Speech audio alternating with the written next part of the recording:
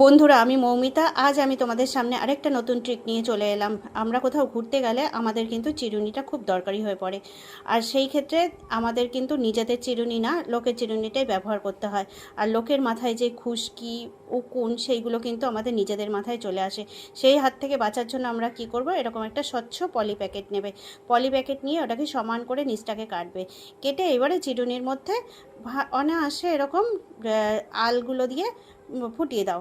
ফুটিয়ে দিলে কি করবে, এইবারে সেই চিরুনিটাকে দিয়ে মাথা আঁচড়াও। মাথা আঁচড়ানোর পরে যেই দেখবে অবাঞ্ছিত নোংরা, ধুলো, চুল, উকুন যাই জড়িয়ে থাকবে না কেন, সেইগুলোকে এইবারে এই চিরুনির মধ্যে জড়িয়ে থাকবে।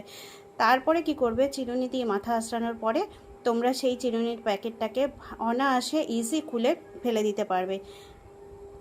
আমার ট্রিকটা যদি ভালো লেগে থাকে তোমাদের, তাহলে অবশ্যই লাইক, কমেন্ট, শেয়ার করতে একদম ভুলো না। পাশে থেকো।